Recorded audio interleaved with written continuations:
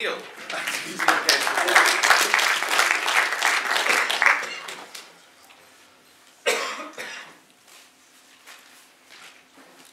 Mr. Speaker, ladies and gentlemen.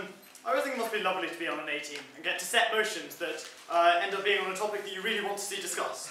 In this debate today, ladies and gentlemen, I'm going to be looking at two things. I'm going to be looking at why it is that proselytising for a particular religion is in fact bad for that religion, why it undermines that religion from within. We're going to look secondly, ladies and gentlemen, about the general conception of religion that this kind of missionary work ends up producing, and how it ends up producing a conception of religion as a war for souls, and why we think that's incredibly harmful.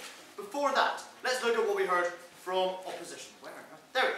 So, ladies and gentlemen, we have first of all this idea that we could equally well respond to discrimination stuff by regulating the amount of money you're allowed to spend. We point out that many faiths in the world have literally no money to spend on proselytization. Inasmuch as getting rid of that discrimination would involve banning all funding for any missionary work anywhere ever, we suggest that that's pretty equivalent, ladies and gentlemen, to banning missionary work straightforwardly.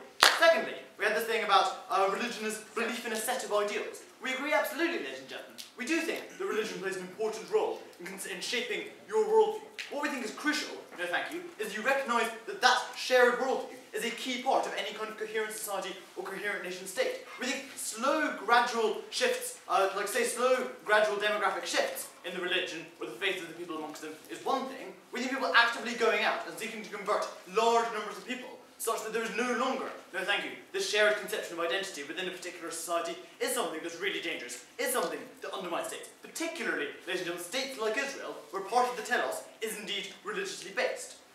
Third thing, ladies and gentlemen, this idea, this, as you already pointed out, the generic black market argument. I respond, ladies and gentlemen, first of all, with the generic black argument response, and say, we still think it's good because there will be less missionary work. I wish to point out that that is not. But moreover, we actually think, ladies and gentlemen, no, thank you. We actually think there are actually some responses which are specific to this debate, which are even better.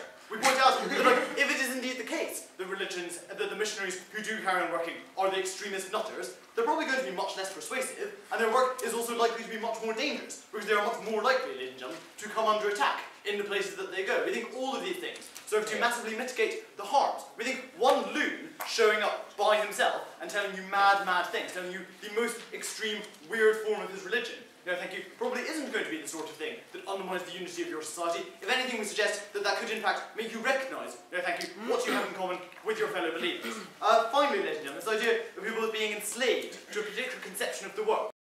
A couple of things to say about this. We point out first of all that we don't think this is an enslavement, we don't think this is a total enslavement. As we say, if you are dissatisfied with your own faith, if you go, this stoning for adultery thing, probably not okay. If you are coming to these kinds of conclusions, then you are free to seek out other faiths, to inform yourself about other faiths. What we resent and what we object to is someone else presuming to suppose that you should be dissatisfied with your faith and coming to you and telling you that you should be dissatisfied with your faith and that you therefore should reject it and reject the faith of your fellow and reject the faith of all the people who you identify with and move to death. So, ladies and gentlemen, no, thank you. Let's move on. Let's talk about the harmful effects that this missionary work has upon the religions themselves who do it. We say it has a few harmful effects. We say for the first one, I say a few, I mean two. So there are two effects, ladies and gentlemen. We think the first effect, no thank you, is this distracts from the kind of introspection that is vital for a faith to remain working effectively. We think that this applies on the kind of local scale, the point at which small local religious movements are primarily concerned with the work of their missionary efforts overseas, rather than the problems of their own congregation, whatever it is you call it. And then we think that generally, ladies and gentlemen, these are the kinds of things that can distract attention from the problems at home. We say that the primary duty of a faith needs to be to its own followers, first and foremost. And inasmuch as missionary work distracts from that, it's bad. More generally, we think missionary work is often used as a blinder, as a blinker. We think there's a kind of an analogue with really imperialist states. We think that religions use missionary work as a way of expanding their borders, and a way therefore of distracting attention, and distracting criticism from the problems within their faith.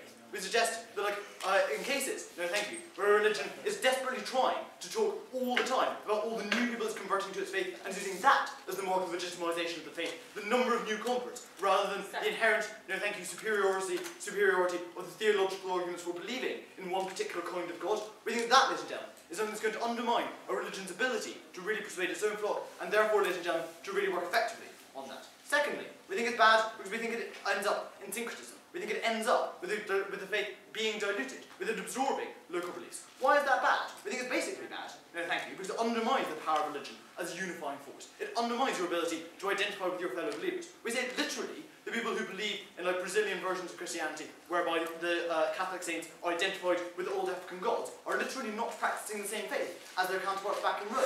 We think what that does is it undermines the capacity of religion to be something that unifies people across national borders, and we think therefore again, this is something that's really bad. Go. If I want to convert from Judaism to Christianity, I won't be able to ask the priest about it because him having a conversation with me about it is essentially him talking about his religion, trying to convince me to convert. What, you don't want conversations, Evan? You want discourse? Sorry, there's a difference between someone coming up to you and saying, I'm really curious about your faith, can you tell me some things about it? This Jesus dude, what was that about? We think the difference is when you actively go amongst people of another faith and actively spread your message amongst them because you are telling them that they are wrong. Let's talk finally, no thank you, about the kind of conception of religion that the missionary work brings about. We think it essentially promulgates this idea that the people are up for grabs. The religion is a conflict. The religions of the world are doing their best to grab souls off one another. That you, as a good Christian, cannot respect the right of other people to be Jewish because you are constantly, as a duty to yourself, having to try and convert them.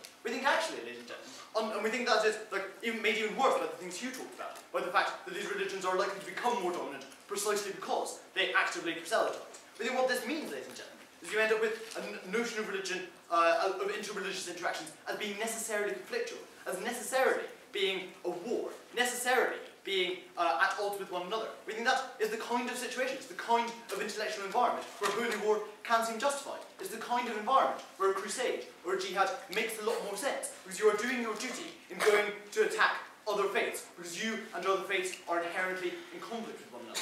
We point out, ladies and gentlemen, that this is not only bad for not bad, just bad in itself. We think it's bad for religion more generally. We think it means that many people are likely to reject religion altogether, because we increasingly see that the discourse about religion becomes of religion as inherently linked to violence and to conflict and to pain and to death. And so, ladies and gentlemen, what do I demonstrate to you today? I demonstrate to you that the religion that proselytizes is in fact harmed by the process of spreading and diluting itself, and I've demonstrated to you, ladies and gentlemen, this harms the generalized conception of religion that we want to spread